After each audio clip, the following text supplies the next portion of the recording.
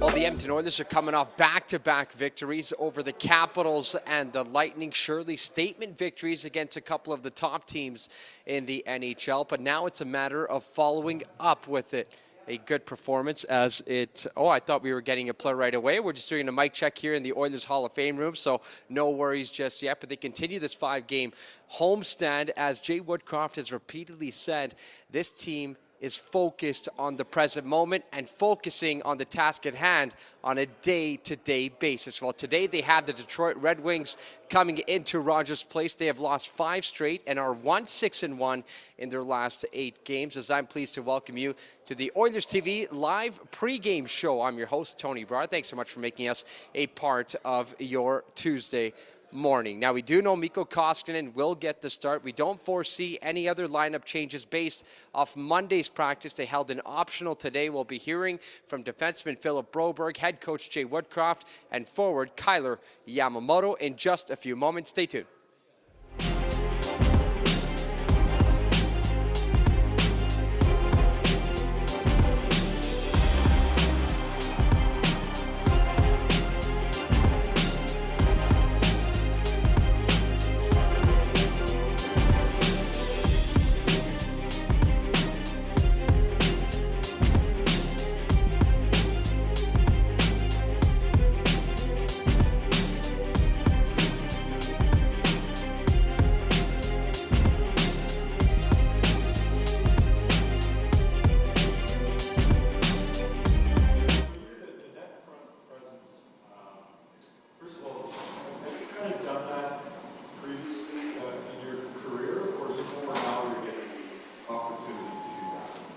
Early on with Duell, I played net front. I haven't had too many looks on the power play, but I don't mind playing net front at all. Just being around all the havoc and chaos. I kind of like it. Wow, this is old school. You played for Jay before. Now that he's gotten settled in, he's about 15 games in. Is there a different tone or a different feel collectively around the team right now, do you think, with Jay? I think so. I think we're just more upbeat right now, like going into games. I think we're just more dialed in. We know a little bit more about the team, what's going on, stuff like that. So I think that's the main thing that I've noticed. The game Saturday night against Tampa Bay, when you see that you guys can compete on that level, especially once you start to get some help, what does that do for your squad right now?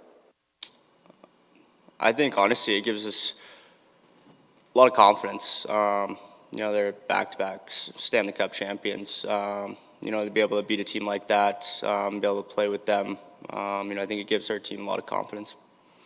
I wanted to ask you about, you've kind of gone through the road of the NHL and sometimes pull back a bit.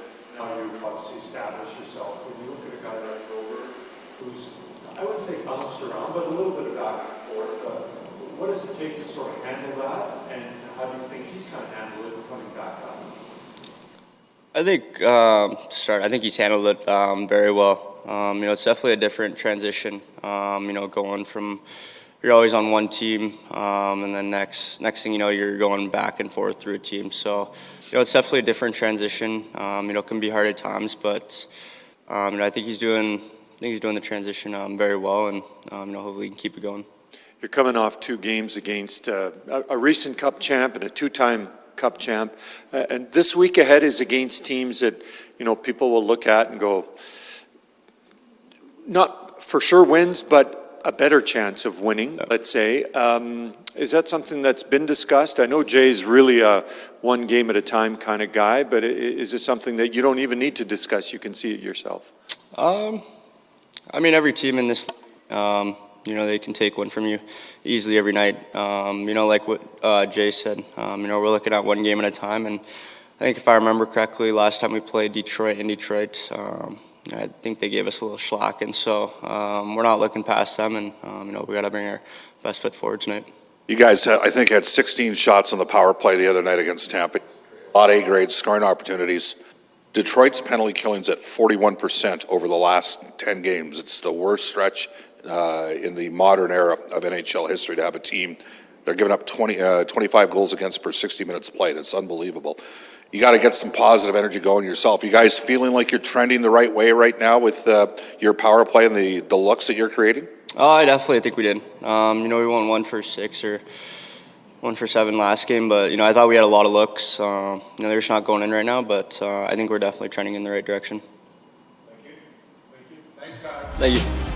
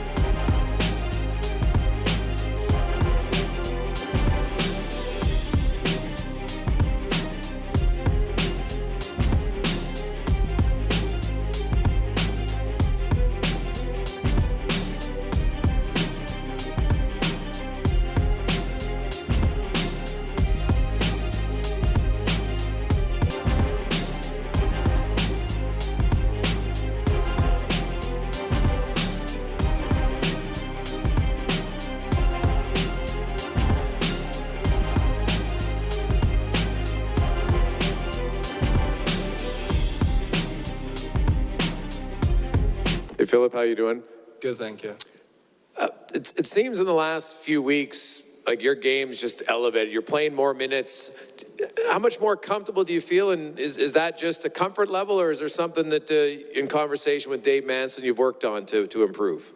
I'm just trying to get better every day, and I think I'm taking a few steps here lately, and yeah, I just want to play my game and play confident out there. How well do you know Lucas Raymond? Pretty well. He's obviously having an outstanding rookie season. Give me your thoughts. Excited to play against him, and what does he do best as a player? What do you look at doing to shut him? Yeah, he's a great player. I played with him for a few years in Sweden in the national team, and like you said, he's having an awesome year and put a lot of points, and it will be fun to play against him.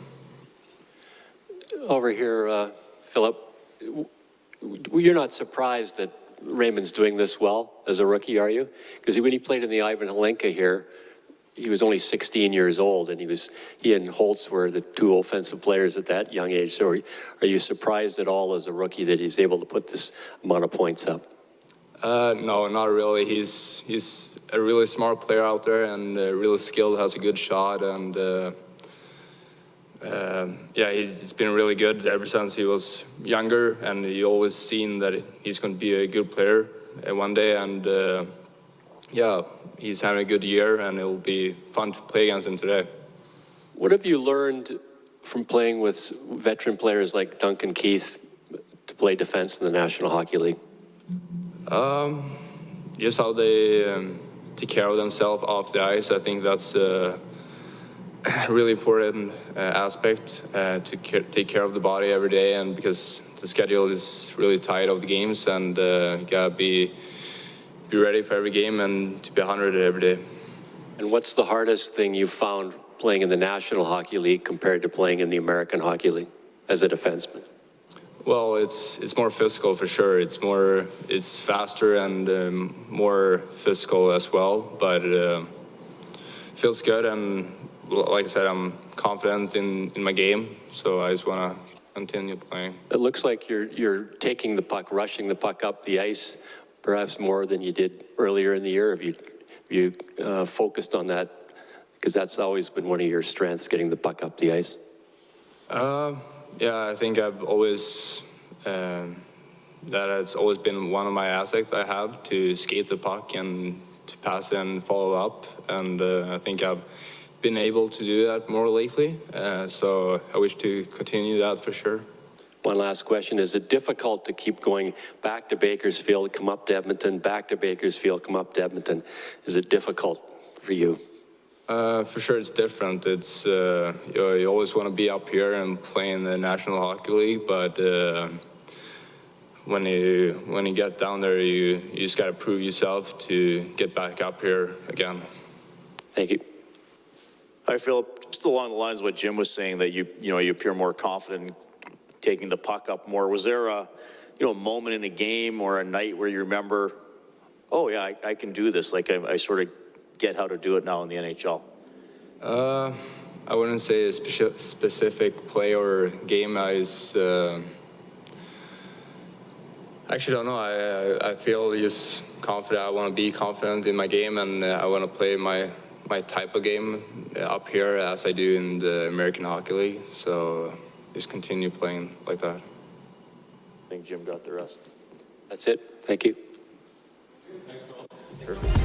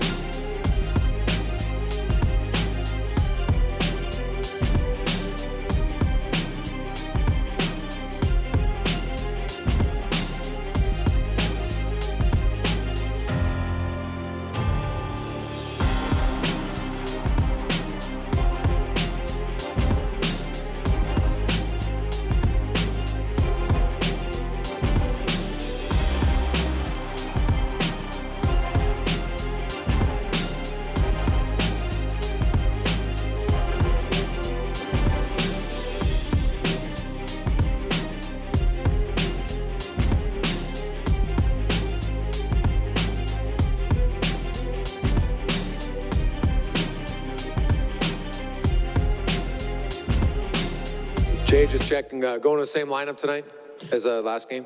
Yes. Yep, we're going with the same lineup. Koskinen starting. You look at, you've had some practice time a little bit more lately, especially than your early first few weeks. How do you feel the team's responded now that you've had a little bit more practice time to implement different things? I think the team's responded well. We're trying to be strategic in what we're bringing to the group in terms of things that we want to work on or themes that we think are important. We want to be real focused in where we're putting our emphasis. And just having a few more practice days over the last 7 to 10 days has allowed us to move in some different directions as well. The Cassian, Malone, Archibald line, that seem to have a dynamic to them, and as far as what they bring, some energy. You know, Cassian's first 2 games been very energetic, and when he does that, he's a pretty good player. What have you liked about that line, and how big are you on having lines that have a certain identity that maybe is different from what other lines have? Yeah, I think the 3 players that you mentioned all bring something different to the table. They bring a form of physicality in different ways. I think of Zach Cassian as a straightforward, straight line, forechecking, punishing player when he can get on top of defensemen and finish his check. I think Brad Malone is physical in the face-off circles, willing to go to the blue paint, also finishes his check. And I think Archibald brings a speed element, underrated speed, and for not a huge man, he's very physical for his size. And so when those guys can establish a forecheck and roll around on a cycle and create, I think it gives our team energy. Can you talk about how Philip Broberg has been back and forth to the minors? What are you seeing now that perhaps is an improvement over maybe earlier in the year so he can play, against these strong teams you've had the last couple of while? Yeah, I see growth. That's what I see. Rarely in young players that are just trying to establish themselves at the National Hockey League level, rarely is it ever just a straight line direct north in terms of where their game goes. A lot of times they have to learn some lessons along the way. I've called Phil an experiential learner. He's come a long way from that first rookie game against Calgary here in this building in September. That process began in the American Hockey League for him. He had earned his first recall in November and has been up and down from Bakersfield ever since. And I just think he feels a lot more comfortable at this level. He's learning what his capabilities are at this level, and he's learning how good the league is and how it demands you to be at your best on a day in, day out basis. And his game is carrying the puck. Is that something that he would do in the American League, but maybe he's a little hesitant to do earlier in the NHL, where now he's carrying the puck again, playing to his strength? Yeah, I think his legs are his best asset. He does have a good level of skill. I think at this level, supporting the rush rather than leading the rush all the time is probably more in his sweet spot. Recently, over the last couple games, I've seen him get his shot through from the blue line, and that's a skill as well, and he's just feeling more and more confident. Defenseman, you mentioned about the growth. Is it way harder for a defenseman than it is for a forward to break in at a young age like this? Yeah, I think it's harder for young D-men to establish themselves at this level. I think there's a belief in hockey circles that you really don't know what you get in a defenseman until he's played a few hundred games in the National Hockey League. That's them finding their playing personality at this level. I think for young men that are trying to work their way into this league, you have to understand how good it is that there are going to be learning moments, that there are forwards that prey on mistakes with the puck and whatnot. And the one thing about being young forward, when you make a mistake, sometimes that's 200 feet away from your net. And they have to work through four other people to get there. When a young defenseman makes a mistake, sometimes it's just the goalie that's there. We want people to play on their toes. We want them to not be afraid to make mistakes. But the fact of the matter is that you have to be really, really sharp to be a young defenseman in this league. Detroit has one of those players, Sider. What do you see when you watch film of him? I know you like talking about your own team, Yeah. but he might be the rookie of the year. Yeah, he's a good hockey player. I had the opportunity a few years ago to see him up close when Grand Rapids came down to Bakersfield, so I had a good viewing on what his skill set is. He's having a heck of a year and really drives that team from the back end. And Jesse, when will you know whether he's ready to play? How do you tell when a player's been out for a month if he's ready to play? Well, I think what happens is we'll see how he did after the skate today, see how he responds, but it's a coordination between the team doctor, the team trainer, the player, and the coaching and management staff. But I think he's progressing. He felt pretty good this heading into the skate this morning, so we'll see where we're at. We're going to take it one day at a time with him. What about Russell? Russ, Still out there? yeah, Russell is starting to practice with the group. He's a little bit longer or farther away than Yesse would be. He's taken some positive steps here. We're just, like Yesse, we're taking it one day at a time, but I think he's a little bit farther away than Yesse would be. And next week, you perhaps hope that Nugent Hopkins can practice with the team? Yeah, fingers crossed. Fingers crossed for him. He's made some good steps. He's healing, and he is skating, so that's a good sign. He just hasn't joined the main group yet. Thank you. Yeah. I can hear you, Gene. So, Case for our audience on Oilers TV. Just wanted to ask you, when you look back at your coaching career, kind of NHL-wise, it started in Detroit, and I remember Todd McClellan used to call it the Harvard of hockey. And first off, what was that experience like being around a franchise with so much history and guys like that around you? well, it's where I cut my teeth at an entry level in the coaching profession. So I'll always hold the city of Detroit and the organization, the Detroit Red Wings organization, close to my heart. At that time, it was a team where I think our first year we won the President's Trophy. We went to the Final Four of the playoffs the next year, and then we won the Stanley Cup in year 3. So just elite players and elite people associated with that organization. I learned lots of lessons on a day in, day out basis. And as a young man in the coaching profession, I just tried to have the attitude to keep my ears open and gain as much knowledge as I could. And that didn't just mean coming from the managers or the rest of the coaching staff. It also meant the players, because there were some real good ones that come through that program. And I learned a lot just watching them, how they conducted themselves, how they prepared themselves, how they recovered, and how they approached games. Yeah, Jay, how did you get the job as a video coach, and what did you know about breaking down film before you got to Detroit? My brother actually was a video coach in the National Hockey League. At that time, he was with the Minnesota Wild. And, so I watched him and had a basic understanding. I was playing over in Europe, and an opportunity opened up. I didn't meet anybody on the coaching staff in Detroit until the first day that I started, which would have been probably mid-August of 2005.